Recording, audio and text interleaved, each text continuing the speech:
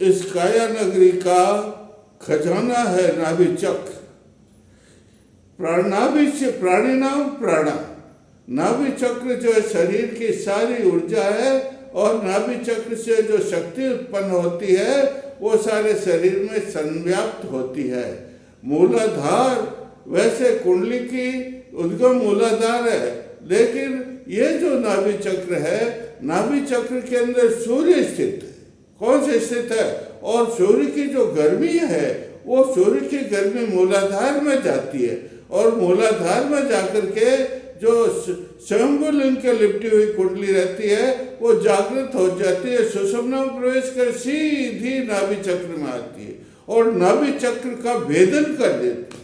किसका भेदन कर देती है? जब नाभि चक्र का भेदन कर देती है तो नाभि चक्र का जितना भी ताला खुल जाता है। कहते हैं कपाट बंद होते हैं, कपाट बंद होते हैं, इसके ताला लगा हुआ है, वो ताला खुल जाता है, और ताला खुलने से जितना भी खजाना है वो सारे जितनी भी साधना करेगा नाभि चक्र की, जिसको मणिपुर चक्र भी कहते हैं, जितनी भी साधना करेगा उतनी शक्तियां उसको प्राप्त हो जाएगी, वो पात्र होगा। लेकिन साधना करते समय भाई एक चीज का ध्यान रखना है, जैसे कथा है, भगवान शिव जी ने गंगा पृथ्वी को कहा है मैं पृथ्वी तेरे ऊपर उतर जाऊंगा, लेकिन वो सब धरती तुम भार सहन नहीं कर सके, और धरती में समा जाऊंगा तो भूमंडल इसका लाभ नहीं उठा सकेगा, इसलिए मैं अपनी जटाजूट में तुझे उतार देता हूँ गंगा को, और फिर तू भागीरथ आगे जाए। तो जो है शिव जी ने वो इसका कहने का मतलब यह है, सेंस यह है कि भाई आप जब साधना करते हो तो आपकी साधना की शक्ति सब जमीन में समाहित हो जाती और कोई मतलब नहीं निकलता। जब नाभि चक्र की साधना करते हो तो आप आसन कुशासन का बिछाइए, उसके ऊपर ऊनी आसन बिछाइए, उसके ऊपर रेशमी आसन बिछाइए और फिर साधना कीजिए। तो साधना करने से आपकी साधना सफल होगी। और मणिपुर चक्र जो सुषुम्ना के अंदर मणि की तरह पिरोया है, इसलिए इसको मणिपुर कहते हैं। और मणिपुर चक्र जो है जागृत हो जाएगा, और मणिपुर चक्र जागृत होने से तो कहते हैं कि संसार का सारा वैभव, किसका?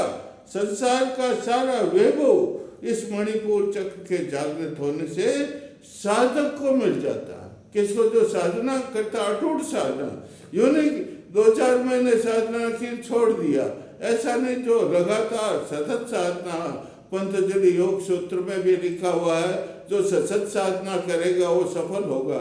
इसलिए जो सतत मणिपुर चक्र की साधना करेगा, इसे नाभि चक्र भी कहते हैं, इसे तेजस चक्र भी कहते हैं, इसे ओजस चक्र भी कहते हैं, इसे अग्नि चक्र भी कहते हैं, इसे ब्रह्म विद्या भी कहते हैं, प्राण शक्ति भी कहते हैं। जो इसकी साधना करेगा वो तो मजबूत होगा, उसको सारी सिद्धियां प्राप्त हो जाएगी।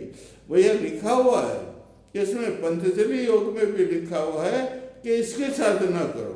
आपको अगर पूरी कुंडली जागरण को ऊपर पहुंचाना है तो इसकी साधना करें। मध्य है, किसके मध्य में?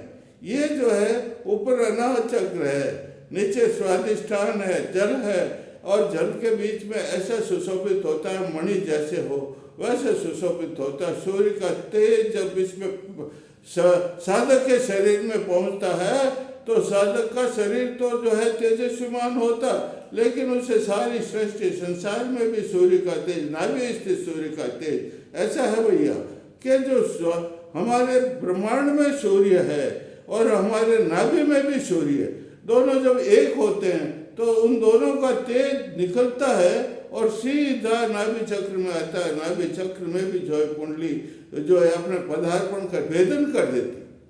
किसका? नाभि चक्र का भेदन कर देती, ऊपर जाने के लिए समुदित हो जाती है। तो ये नाभि जिस प्रकार बादल है, बादल वर्षा का केंद्र कौन है? वर्षा का केंद्र बादल है। तो उसी प्रकार हमारे शरीर की सब नाड़ियों का केंद्र नाभि चक्र के अंदर स्थित सूर्य है, और उस सूर्य से जो शक्ति प्राप्त होती है उससे हमारे शरीर को तो होता ही है, लेकिन ब्रह्मांड को भी इसकी शक्ति प्राप्त हो जाती है। देखिए इसको उपनिषदों में लिखा हुआ है। क्या लिखा हुआ? ये वैश्वानर है, ये पूषण अग्नि है, ये सौरमंडल है और ये अंतर्दृष्टि है, अंतर ज्योति है। तो इस प्रकार का इसकी साधना, ये 3 अग्नियां है, ये नाभि चक्र में 3 अग्नियां है भाई। शरीर 3 है, 3 प्रकार की अग्नियां को जब उद्दीप्त होती है तो कुंडली जागरण हो जाता है। जब कुंडली जागरण होकर के इसमें पहुंचता है, किसमें, पहले मूलाधार में, स्वादिष्ठान में, और जब नाभि चक्र में पहुंचता है तो अलग ही कंपन होता है शरीर में। ऐसे कभी छूट जाती है, सारा शरीर प्रकाशमान हो जाता है। लेकिन कहते हैं कि जब ये सुषुप्त होता है, जब नाभि चक्र ठंडा पड़ा हुआ रहता है, जागरण किया हुआ नहीं रहता है, तो इसमें राग, द्वेष, मोह आदि सब जमे हुए रहते हैं। लेकिन जब जाग जाता है तो इसमें अद्वितीय प्राण चेतना, कौन सी, अद्वितीय प्राण चेतना इसमें आ जाती है। और अद्वितीय प्राण चेतना आने से इसमें सारी सिद्धियां, जो साधक साधना करेगा सतत होकर के, सावधान होकर के, सब विधि विधान से, शास्त्रों के, वेदों के, उपनिषदों के विधि विधान से जो साधना करेगा, उसको जो सिद्धियां हैं, जितने प्रकार की कुंडली जागरण की सिद्धियां हैं, वो सब सिद्धियां उसको प्राप्त हो जाएगी। वह आकाश गमन कर सकेगा, वह दूर श्रवण छोड़ सकेगा, वह परकाया प्रवेश कर सकेगा। वो इस प्रकार इसकी सिद्धियां, आयुर्वेद शास्त्र में भी लिखा हुआ है कि भाई ये जो है नाभि चक्र परम प्रमुख है, 6 चक्रों का मध्य में स्थित है। इसलिए इसमें जो जितनी भी नाड़ियां निकलती, इसमें नाड़ियां निकलती है रे, वो नाड़ियां निकलती, इसमें पाचन शक्ति का केंद्र भी है, इसमें अग्नय यंत्र का भी केंद्र है, इसमें इंसुलिन पैदा करने का भी केंद्र है। तो शक्ति जो रस पैदा करता है ये पाचन शक्ति का, वो इन नाड़ियों के द्वारा सारे शरीर में प्रवाहित होता है। समान वायु है इसमें, कौन सी, समान वायु का मतलब जो रस रक्त पैदा होता है इससे, वो सारे शरीर में समान रूप से, किस रूप से, समान रूप से संव्याप्त हो जाता है। तो इस प्रकार कहते हैं कि ब्रह्मांड में जो शक्ति है वो हमारे ये ब्रह्मांड इस नाभि चक्र में समाहित है। शास्त्रों में लिखा हुआ जो ब्रह्मांड में शक्ति है वो ब्रह्मांड पूरा का पूरा इस नाभि चक्र में समाहित है। और जो साधक साधना करता है उसको इतनी शक्ति प्राप्त हो जाती है कि उस साधना से असली ब्रह्मांड में भी हलचल मच जाती है। गौरक्ष पद्धति में लिखा हुआ है जो साधक इस नाभि चक्र की साधना करेगा उसको इतनी शक्ति प्राप्त हो जाएगी कि वह संसार की गतिविधियों में भी हलचल कर सकता है। तो इस प्रकार ये हमारा नाभि चक्र प्रमुख है भाई। इसको जो है जागृत करने के लिए हमें बहुत ही मंत्र हैं। उन मंत्रों में एक गायत्री मंत्र है। कौन सा मंत्र है? गायत्री मंत्र है। एक बार आया था एक ब्राह्मण के पास में एक विद्वान आकर के कहा, रे तुम्हारे पास तो संसार का खजाना। तो उस ब्राह्मण ने कहा, मेरे पास संसार का खजाना कैसे हो गया? मैं तो साधारण ब्राह्मण हूँ, दो साधारण वस्त्र पहनता हूँ, भिक्षाटन करके अपने परिवार का पालन पोषण करता हूँ, देख झोपड़ी में रहता हूँ, है। लेकिन जब उसने कहा, रे भाई तुम्हारे पास गायत्री नाम का मंत्र है, ब्राह्मण लोगों का धन, ब्राह्मण लोगों की संपत्ति, ब्राह्मण लोगों का वैभव ये गायत्री मंत्र है। और नाभि चक्र का को भी जागृत करने का पूर्ण मंत्र, शक्तिशाली मंत्र है, वो गायत्री मंत्र है। ये तो फिर उसने कहा कि देख तो गायत्री मंत्र बोलता है तो दूसरे लोगों का जो है उद्धार हो जाता है, और तेरा तो उद्धार होता ही है, लेकिन सब लोगों का उद्धार हो जाता है। जब सब लोगों का उद्धार होता है तो खजाना ही है भाई तेरे पास। तो इस प्रकार ये जो है गायत्री मंत्र ऐसा है जिसमें संसार का खजाना है। जो गायत्री को सिद्ध कर लेगा नाभि चक्र में बैठ के ध्यान करके, किसमें ध्यान करके? नाभि चक्र में ध्यान करके जो गायत्री मंत्र की साधना करेगा उसको सब वैभव प्राप्त हो जाएगा, उसको सब सिद्धियां प्राप्त हो जाएगा, उसको किसी प्रकार की कोई कमी नहीं रहेगी। वह तेजस्वी बन जाएगा, वह ओजस्वी बन जाएगा।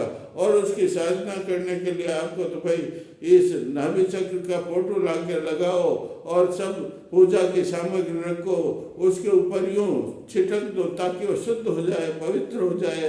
आसन लगा दो और फिर ये जो है गायत्री मंत्र आंखें बंद कर लो, ये हो जाओ। अगर आंखें बंद नहीं करते और हाथ में माला रखते तो ये माला हाथ में रखो, स्फटिक की, और ओम भूर्भुवस्सुः तत्सवितुर्वरेण्यं भर्गो देवस्य धीमहि धियो यो न प्रचोदयात्। वापस बोलता हूँ, यह मंत्र गायत्री मंत्र है। यह मंत्र आपको नाभि चक्र का उत्थान करने के लिए, मणिपुर चक्र का उत्थान करने के लिए आपको इस मंत्र को तो है सिद्धि करनी पड़ेगी।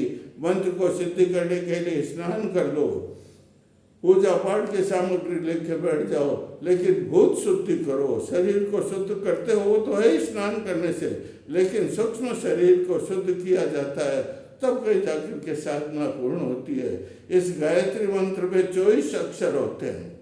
कितने अक्षर होते हैं?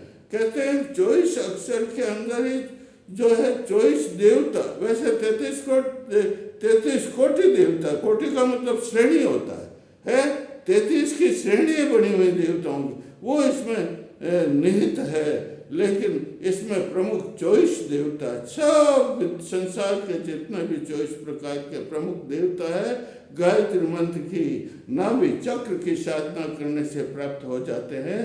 इसलिए ये मंत्र की साधना में करने, आप हमारे इस चैनल को सब्सक्राइब करें, लाइक करें, और मैं इतनी मेहनत निस्वार्थ करता हूँ कि कमेंट भी करें। तो गायत्री मंत्र ओम भूर्भुवस्सुः तत्सवितुर्वरेण्यं भर्गो देवस्य धीमहि धियो यो न प्रचोदयात्। लेकिन वो इसके पहले संपुट लगाना पड़ता। ओम, इस संपुट के बना तो कोई मंत्र पूरा हो जाए नहीं। ओम भूर्भुवस्सुः, क्या 3 है?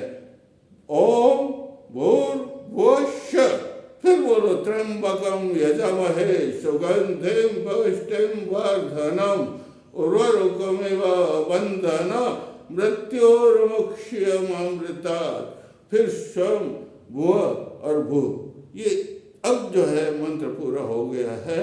इसकी जो है ब्राह्मण लोग और जो विशेष करके हमारे नाभि चक्र की साधना करते हैं, नाभि चक्र का जागरण करने के लिए इस मंत्र को बोलना, जपना चाहिए। क्या करना चाहिए? नित्य प्रति सूर्य के सामने मुंह होना चाहिए।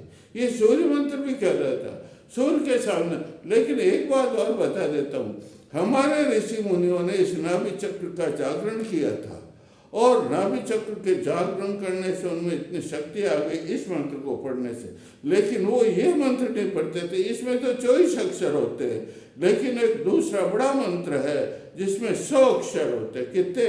वो जो ऋषि मुनि जो सरस्वती नदी के किनारे पर आश्रमों में रहते थे, वो ये 100 शब्दों का, 100 अक्षरों का मंत्र बोलते थे। ये मंत्र वो है ओम भूर्भुवस्सुः तत्सवितुर्वरेण्यं भर्गो देवस्य धीमहि धियो यो न प्रचोदयात् त्र्यंबकं यजामहे सुगंधिं पुष्टिं वर्धनम् उर्वारुकमिव बन्धनात् मृत्योर्मुक्षयमामृतात्। सुन्वाम सोमम अराध्यतो निदहति वेद सन वर्षदति नागानि। ये इस प्रकार के 100 शब्द हैं। कितने अक्षर हैं? 100। इनको जपते थे और जपने से उनमें ऋतंभरा शक्ति, बुद्धि होती है। बुद्धि के आगे स्टेट मनीषा होती है, उसके आगे धी होती है, और उसके आगे प्रज्ञा, प्रज्ञा नाम की शक्ति, प्रज्ञा नाम की बुद्धि, ऋतंभरा तत्र प्रज्ञा। पतंजलि योग में लिखा हुआ है ऋतंभरा तत्र प्रज्ञा।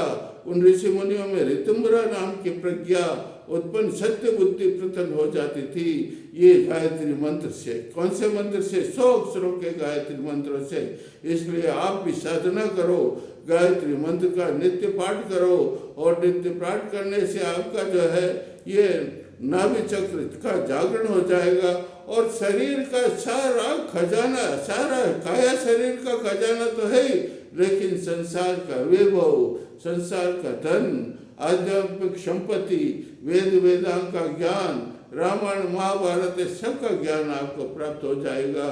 मैं आगे भी कल आपका मंत्र बताऊंगा। बोलिए जय श्री राम, जय श्री राम।